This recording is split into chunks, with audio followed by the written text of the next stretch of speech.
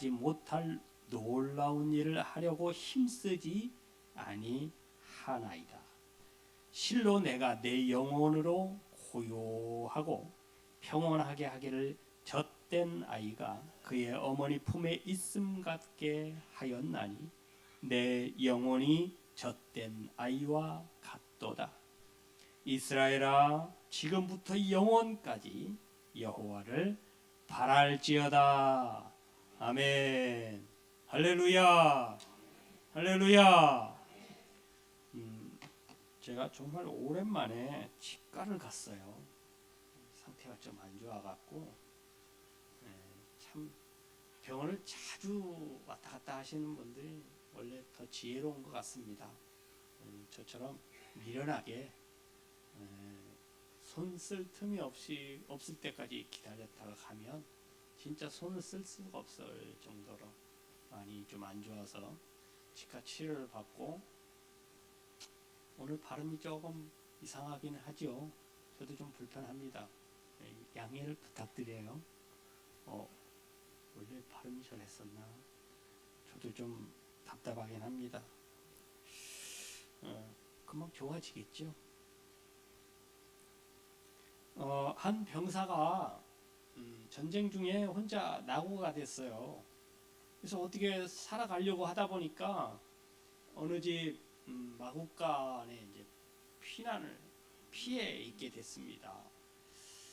그래서 이제 그 집에 있는 먹을거리를 슬쩍 해갖고 와갖고 연명을 하던 중에 하루는 잠이 들었는데 뭔가 느낌이 쎄해서 잠에서 깼어요. 잠에서 깨서 보니까 앞에 마귀가 있는 거예요. 사탄이가 째려보고 있는 거예요. 무섭잖아요. 무서워서 이 사탄을 물러가라. 이 사람이 그래도 신앙이 있어서 주일날 예배도 드리고 목사님이 하는 것처럼 예수 이름을 명하노니 사탄은 물러갈지어다. 그런데도 씩 웃기만 하고 사탄이 안 물러가는 거예요. 꼼짝도 안 하고 계속 씩 웃기만 하고 쳐다보는 거예요. 무서워요. 너무 무서워서 이거 어떻게 하지? 별걸 다 해봤어요. 목사님이 하는 것처럼 사탄아 물러가라. 예수 이름이 무섭지 않느냐? 예수 이름으로 물러가라. 해도 꼼짝도 안 해요. 그래서 가만히 있을 수 없으니까 그래도 했던 게 생각이 나서 병사가 예배를 드리기 시작했어요. 처음 순서부터 할 게 없으니까요. 다 같이 묵상하심으로, 옛날에 그랬으니까 묵상하심으로 예배를 시작했습니다. 자기가 사회도 보고 기도도 하고 막 그러는 거예요. 찬송도 하고, 그리고 시간이 돼서 말씀도 생각나는 대로 어디가 어딘지 잘 기억도 안 나고 그러니까 요한복음 3장 16절 해갖고 하나님이 세상을 이처럼 사랑하사 독생자를 주셨으니 막 해도, 그러면서도 이제 자꾸 이렇게 곁눈질하면서 사탄을 보는 거예요. 혹시나 갈까봐. 안 가. 계속 씩 웃으면서 이 병사를 쳐다보고 있는 거예요. 말씀도 끝났어요. 말씀 그 다음에 뭐예요? 옛날에는 다 말씀 다음에, 예전에는 말씀 다음에 헌금을 했어요. 그래서 다 같이 헌금 찬송 주께 드리네, 이 몇 장인지 잘 모르시겠죠? 그 찬송 부르겠다고. 그래서 이제 시작. 내게 있는 모든 것을 없어졌어. 내게 있는 모든 것을 없어졌어요. 느낌 이상해서 보니까 사탄이가 드디어 사라졌어요. 뭘 듣고요? 헌금 찬송. 사탄이 가장 무서워하는 것 중에 하나가 헌금 찬송이라고 합니다. 믿거나 말거나 제 주장이에요. 찬송이 그렇게 무서웠나 봐요. 특히 헌금 찬송이. 아무래도 그때 온 사탄은 헌금을 준비 안 했던 것 같습니다. 그래서 물러갔다는 소리가, 전설 같은 이야기가 있습니다. 하나님께서는 성도들이 늘 찬송하면서 사는 삶을 원하시고 계세요. 입에서는 늘 찬송하기를 원하십니다. 찬송하는 삶은 당연한 것이고 반드시 있어야 하는 신앙생활의 정화예요. 정수입니다. 예배 중에 행해지는 모든 찬송은 믿음의 기도이고 감사이고 결단의 고백입니다. 찬송은 인류가 생겨나면서 같이 태어났어요. 왜냐하면 하나님께서 우리를 만드신 이유가 우리 입으로 하나님을 찬양하도록, 찬송하도록 하기 위해서 우리를 만드셨습니다. 찬송은 자기를 돌아보는 거예요. 그리고 찬송은 겸손의 표현입니다. 오늘 본문은 찬송과 기도의 사람 다윗이 성전에 올라가면서 불렀던 노래예요. 오늘 이 찬송시를 들으면서 이야, 다윗이 정말 심령에 하나님으로 충만해 있구나, 하나님의 은혜로 충만해 있다는 것을 느끼지 않습니까? 그런 느낌이 확 올라오지 않아요? 이 말을 들으면서 이 찬송시, 즉 이 찬송시는 다윗이 찬송하면서 성전에 올라가는 거예요. 우리가 교회에 오면서 흥얼흥얼 하면서 오는 것처럼, 찬송을 흥얼흥얼 하면서 올라오는 것처럼 다윗이 그렇게 흥얼흥얼 하면서 찬송을 하면서 성전에 올라왔던 거예요. 그러니 그 마음에 얼마나 성령의 은혜가, 하나님의 은혜가 충만했겠어요. 하나님은 그에게 살아서 역사하시는 실제예요. 실제. 그냥 우리가 성경으로 듣고 말씀으로만 듣는 그런 하나님이 아니라 다윗은요, 그 삶에 깊이 개입하신 하나님을 늘, 그 임재를 늘 경험하면서 살았던 사람이에요. 특히나 그는 삶과 죽음이 교차하는 현장, 가장 격한 현장, 어디예요? 전쟁터. 전쟁터를 벗삼아 살았던 사람이거든요. 근데 그 전쟁터에서 그가 온갖 죽음과 삶을, 그 교차하는 그 모습들을 많이 경험했을 거 아니에요.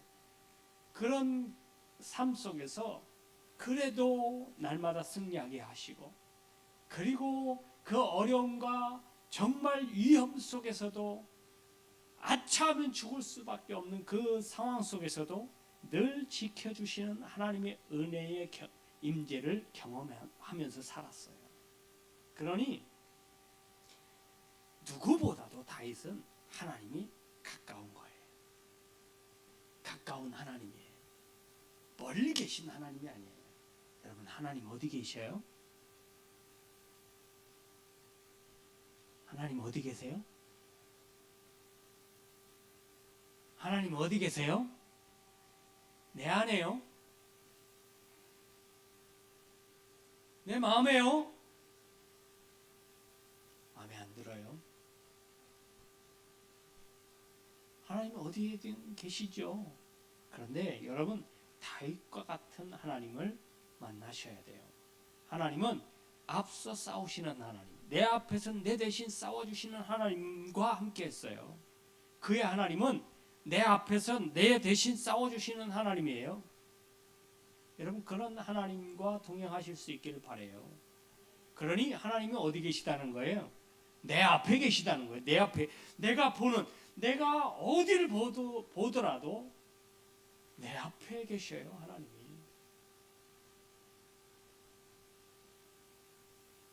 그의 심령은 하나님 앞에서 아이처럼 뛰놀았고 하나님께 대한 기대감으로 가득 차 있어요. 오늘 찬송시에 보세요. 젖된 아이와 같습니다. 어디에 있는? 엄마 품에 기대어 있는 젖된 아이. 여러분 왜 엄마 품에 기대어 있는 젖된 아이라고 했느냐? 여러분 젖을 뗐을 때가 그 아이에게 한 번에 처음 가해지는 굉장한 충격이 있어요. 여러분 젖을 아이가 자연적으로 떼는 아이도 있죠. 근데 대부분 어떻게 떼요? 강제로 떼죠.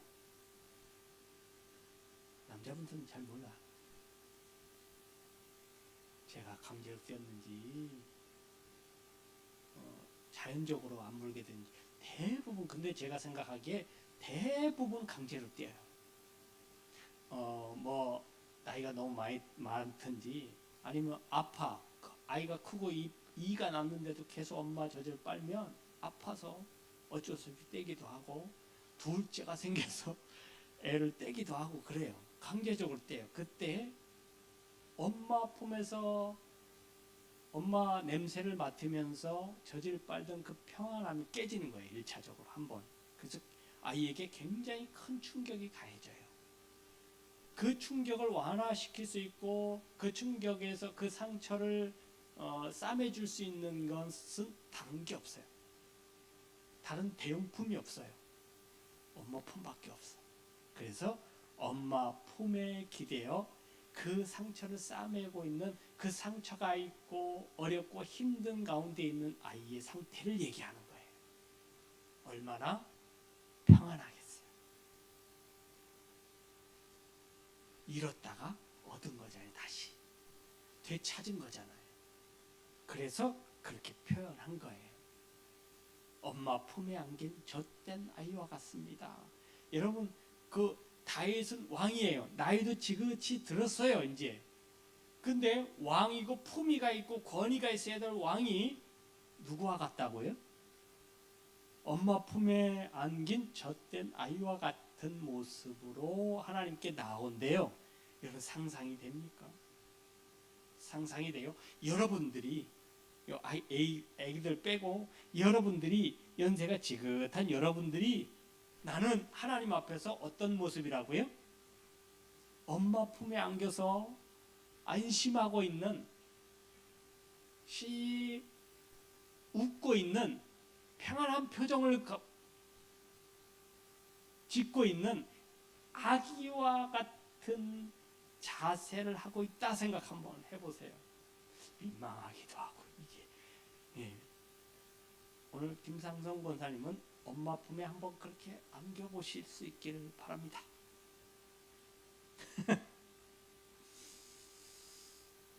옛날 생각하시면서 혹시 이 다윗의 그때의 느낌이 어떨까? 왜 이런 표현을 했을까요?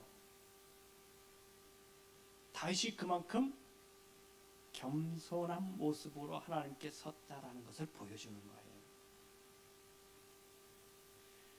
이만큼 낮아질 수 있다, 하나님 앞에서. 이걸 보여주는 거예요. 그리고 여러분 가장 무방비한 상태의 모습이에요.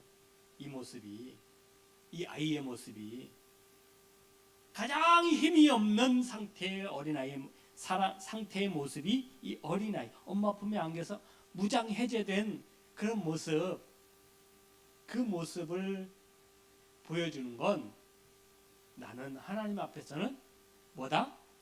아무것도 아닙니다. 할렐루야. 여러분 사람 앞에서는 내가 가면을 쓸 수 있어요.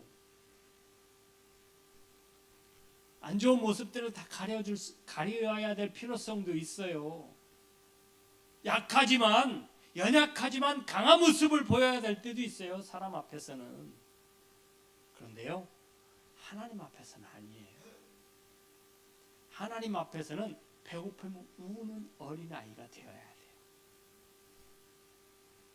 짜증이 나면 짜증을 부리는 어린아이가 되어야 돼요. 무언가 필요하면 눈물을 짓고 불쌍한 표정을 지을 줄 아는 어린아이와 같아야 돼요. 하나님 앞에서는. 왜 하나님이 이 다윗을 그만큼 사랑하셨는지 아시겠죠? 이래서 그런 거예요. 여러분, 하나님은 다윗을 품에 안아주진 않고는 견딜 수가 없어요. 왜냐하면 약하니까요. 매일매일 약하다고 하나님 저 약해요. 하나님 저 힘들어요. 하나님 저 못 싸워요. 하나님 대신 해주세요. 맨날 그러니 다윗이 하나님 앞에 그렇게 연약한 모습을 계속해서 아이와 같은 모습을 보여주니 하나님이 그를 어찌 보듬어주지 않을 수가 있어요. 어찌 그를 어린아이와 같이 보호해 주지 않을 수가 있겠습니까?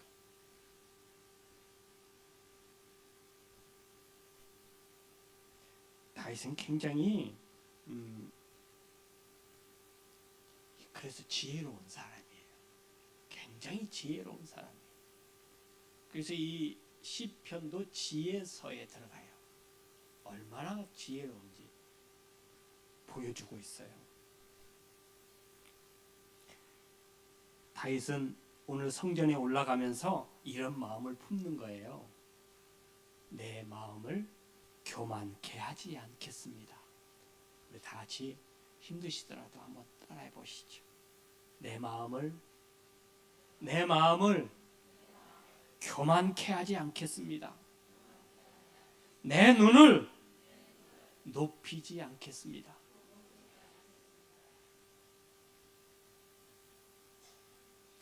이런 고백을 하는 거예요. 하나님 앞에 나아갈 때 이렇게 고백하면서 나아가는 거예요. 자기 자신을 점검해 보는 거예요.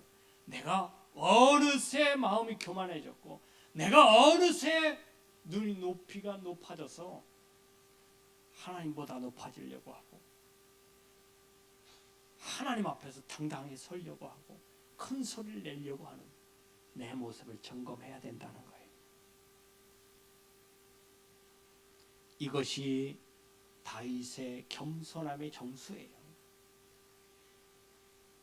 여러분, 오늘은 겸손했으나 내일 겸손하지 않을 수도 있어요.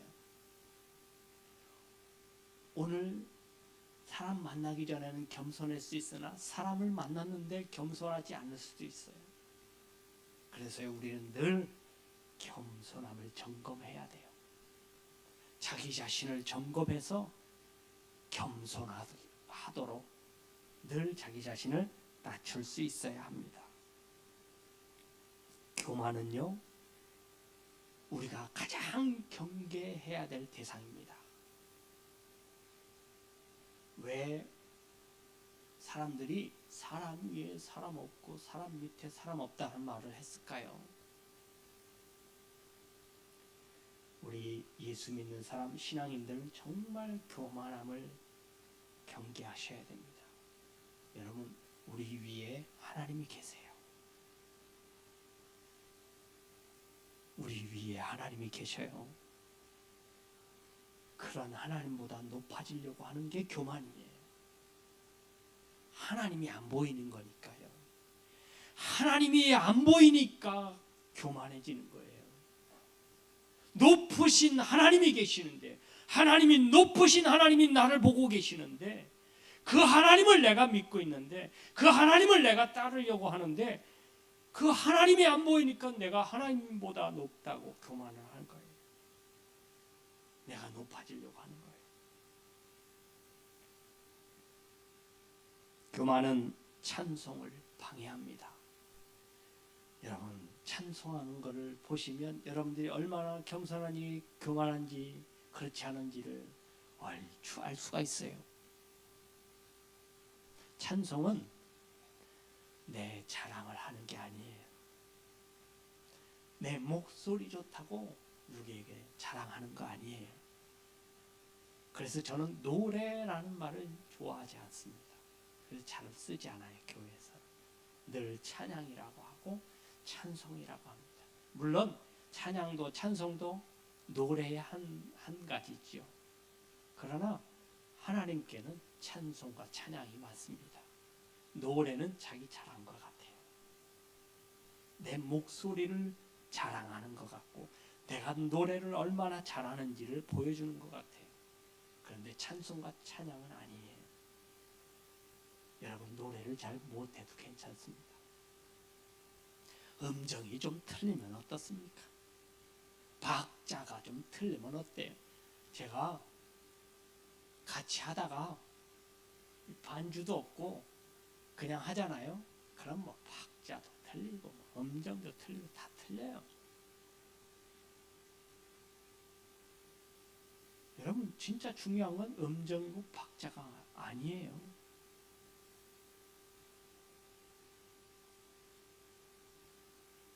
찬양은 하나님께 드리는 거예요.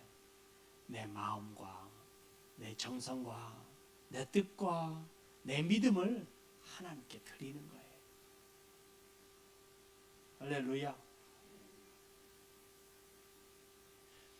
금상첨화라고 거기다가 노래를 잘하고 음정도 좋고 박자도 좋으면 더 좋겠지요.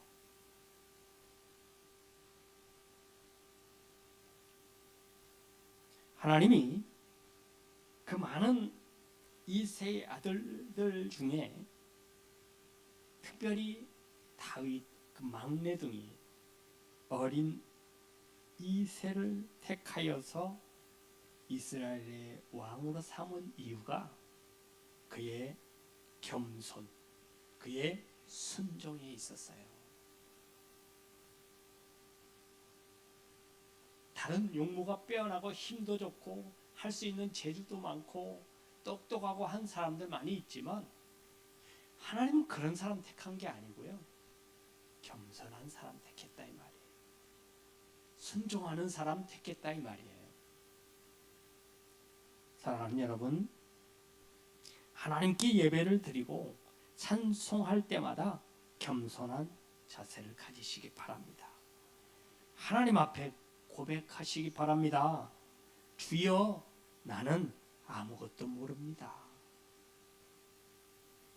말씀에 기이한 것을 보게 해주세요. 오늘 주실 흡족한 은혜에 푹 잠기게 해주세요. 마음을 겸손하게 해주세요. 내 눈을 낮추게 해주세요. 오늘 받아야 할 은혜의 빈자리가 있어요. 내 마음에 이 빈자리를 가득 채워주세요. 이런 마음으로 하나님 앞에 늘 찬송하시고 고백하실 수 있기를 바랍니다. 그때 여러분들에게 영적인 문이 열릴 거예요. 은혜의 길이 그때 보이게 될 겁니다. 그때 불쌍한 이웃이 보이고 그리고 나에게 행복의 길이 보이게 될 거예요. 다윗은 이렇게 또 고백하네요. 내가 큰 일과 감당하지 못할 놀라운 일을 힘쓰지 아니하기로, 이렇게 고백해요. 이 무슨 말이냐? 나 열심히 하겠습니다, 이 말이 없다는 거예요. 여러분, 나 열심히 하겠습니다. 하나님 앞에 하나님 나 열심히 할게요. 이게 좋은 기도는 아니에요. 이 말의 뜻은 뭐냐면 하나님 저 열심히 할 테니까 열심히 한 보답을 주세요, 이 말과 같거든요. 여러분, 하나님은 이런 기도보다 하나님 저 잘 못해요, 하나님이 해주세요 라는 기도가 훨씬 나올지도 모르겠습니다. 오늘 다윗이 그걸 얘기하는 거예요. 하나님 저 못해요, 저 못 싸워요. 늘 하는 게 그거였거든요. 다윗이 하나님 앞에 무릎 꿇을 때마다 뭐라 그랬냐면, 하나님 이 싸움 싸우러 갈까요 말까요? 자신이 없어요. 자기는 힘이 없어요. 자기는 싸워서 이길 수 있는 능력이 없어요. 그걸 파악하고 알고 있는 거예요. 그러니 하나님 앞에 정직하게 그 사실을 그냥 드러내는 거예요. 하나님 저 능력 없어요. 하나님의 일이지만 하나님이 그 가나안 땅을 쳐서 정복하라고 했잖아요. 그 하나님이 주신 사명이에요. 그렇지만 하나님이 주신 사명이지만 제 능력 가지고는 이 일을 할 수 없어요 라고 고백하는 거예요. 그러니 뭐라 그러는 거예요? 하나님 제게 할 수 있도록 하나님이 능력 주시고 하나님이 해주세요. 간혹 우리는 하나님이 해야 할 일을 가로채는 일도 있다는 거예요. 여러분, 쉽게 신앙생활 하십시오. 쉽게 신앙생활 하는 길이 뭐냐면 능력이 있으신 하나님께 맡기는 거예요. 하나님이 하실 일을 하나님이 하시도록 맡기는 거예요. 할렐루야. 여러분, 하나님이 하나님의 일을 하나님의 사람에게 맡기지요. 하나님이 하나님의 일을 하나님의 사람에게 맡기지만 하나님이 사람이 하나님의 일을 할 수 있도록 하나님이 힘을 주신다 이 말이에요. 그 힘 갖고 하는 거예요. 나 열심히 할게요 이게 아니고요.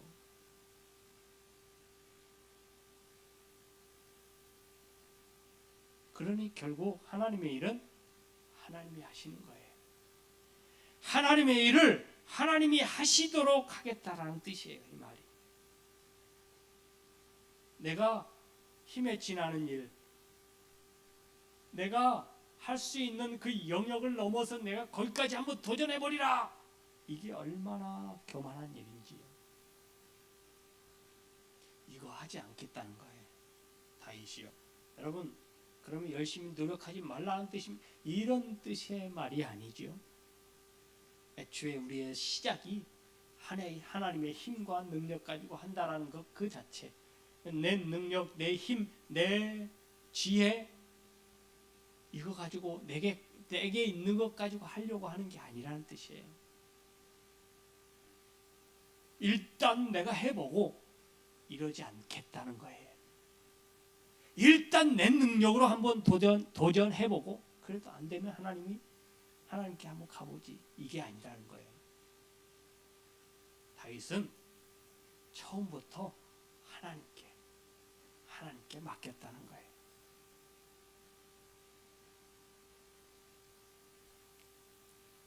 신앙은 예수 그리스도 안에서 내게 능력 주시는 자 안에서 내가 모든 것을 할 수 있다라는 것을 고백하는 것에서부터 시작해요. 할렐루야. 주 안에 있는 능력 가지고 하는 거예요. 주님이 주신 은혜 가지고 하는 거예요. 그게 내 능력이에요. 그게 내 능력. 그게 여러분들의 힘이 돼야 되고 그게 여러분들의 재주가 돼야 되고 그게 여러분들의 지혜와 방법이 돼야 돼요. 그걸 성경이 가르쳐주고 있어요. 내게 능력 주시는 자 안에서 주님이 주시는 은혜 안에서 주어진 능력이 나를 일하게 하는 거예요. 할렐루야. 다윗이 그걸 고백하네요. 다윗이 나는 이런 일로 하나님의 일을 방해하지 않겠습니다 라고 하는 거예요. 하나님이 나를 통해서 하실 일을 내가 중간에서 방해하지 않겠습니다. 이 말을 하고 있는 거예요. 이걸 찬송으로 하나님 앞에 고백했어요. 그러므로 어려운 일에 봉착했을 때 스스로 해결하려 하지 말고 하나님의 해결을 한번 기다려 보시기를 바랍니다. 하나님의 일을 가로채지 말고 잠잠히 기다리면 하나님이 해석해 주시고 해결해 주시는 때가 반드시 올 것이고 그걸 보게 될 것입니다. 예레미야 33장 3절의 말씀에 보면 너는 내게 부르짖으라. 내가 내게 응답하겠고 내가 알지 못하는 크고 비밀한 일을 내게 보이리라 말씀하셨거든요. 내가 하나님 앞에 부르짖으면 하나님이 보여주신대요. 그것을 해결해 하시는 것을 보여주신대요. 하나님이 직접 해결해 주신 걸 경험하게 해주신대요. 우리는 그저 하나님 앞에 나아가서 찬양하며 찬양으로 간구할 뿐이에요. 기도할 뿐이에요. 시편 22편 3절의 말씀에 보면 이스라엘의 찬송 중에 계시는 주여. 어디에 계시다고요? 찬송 중에 계시는 주여. 그 찬송에 우리의 믿음의 고백이 들어있고 우리의 기도가 들어있고 간구가 들어있으니까요. 그러니 우리의 믿음의 기도와 간구들을 찬송을 통해서 하나님 앞에 드려질 때에 그 기도를 들으시겠다는 뜻이에요. 할렐루야. 그 찬송을 들으시고 응답하시겠다는 뜻이에요. 할렐루야. 찬송이란 가장 귀하다, 가장 좋다라는 뜻이랍니다. 성도들로부터 존귀함과 높임을 받으실 때에 하나님께서는 가장 기뻐하십니다. 그래서 우리가 그런 행위로 찬송을 할 때에 하나님은 그 찬송을 가장 기뻐하세요. 우리의 마음을 담고 우리의 믿음을 담고 우리의 고백을 담고 우리의 기도를 담은 그 찬양을 들을 때 하나님은 가장 기뻐하세요. 할렐루야. 그러니 여러분이 할 수 있는 최선의 모습으로 하나님을 늘 찬송하시기 바랍니다. 늘 찬양하십시오. 할 수 있으면 박수 치시고. 박수 치는데 돈 들어가는 거 아닌데 박수 치는데 힘들어요? 별로 안 힘들어요. 여러분, 박수를 힘차게 칠 수 있을 때 치면서 찬송하십시오. 박수도 악기예요. 우리 입도 악기지만 이런 것만 악기가 아니에요. 손으로 치는 이 박수도 악수예요. 이 악기예요. 악기. 할 수 있으면 다 동원해서 하나님을 찬양하는 거예요. 할렐루야. 할렐루야. 여러분, 어떤 집회에 갔더니 한 청년이 자기 뺨을 쫙 치면서 찬송을 하더래요. 그래서 왜 저러나 끝나고 물어봤어요. 물었더니 한쪽 손이 마비가 돼서 박수를 칠 수가 없어서 뭔가 박수는 치고 싶고 마음이 뜨거워지는데 그래서 뺨을 치면서 박수 대신 하나님 앞에 찬송을 드렸대요. 여러분들은 여기 앉아 계신 분들 그 정도는 아니잖아요. 그래도 박수를 칠 수 있잖아요. 박수 칠 수 있을 때 열심히 박수로 하나님 앞에 찬송하시오. 마음을 담으실 수 있기를 바랍니다. 이 찬송이 하나님의 마음을 움직일 거예요. 할렐루야. 그 찬송이 하나님의 계획을 움직일 수도 있고요. 그 찬송을 통해서 하나님의 놀라운 기적의 역사들을 우리가 눈으로 보게 될 것입니다. 찬송은 우리 신앙의 중심입니다. 여러분들의 삶의 중심에 찬송으로 늘 은혜가 충만하고 하나님의 기적과 같은 일들이 날마다 경험되어지는 찬양의 삶을 살 수 있게 되기를 주님의 이름으로 축원합니다. 축원합니다. 기도합니다. 하나님 감사합니다. 우리의 가장 귀하고 가장 좋은 것을 담아서 하나님 앞에 찬양하고 찬송하고 영광을 돌리기를 원합니다. 받으시옵소서. 하늘문을 여시고 하나님의 기뻐하심을 따라 놀라운 역사들과 은혜를 힘입을 수 있도록 축복하여 주옵소서. 이제는 우리 주님 예수 그리스도의 은혜와 우리 아버지 하나님의 놀라우신 사랑하심과 성령의 감화 감동 교통 내주 역사하신 은혜가 찬송을 통하여 그 찬송 우리의 삶의 중심이 되어지고 그 중심된 찬양을 통하여 하나님 앞에 영광을 돌리며 그 찬송 가운데 계신 하나님을 깊이 경험하기를 원하는 우리 모든 성도님들 머리 위에, 저희들 가정 위에, 직장 위에, 사업 위에, 일터 위에, 이 나라의 민족과 온 세계 위에 이제부터 영원토록 함께 있을지어다. 아멘.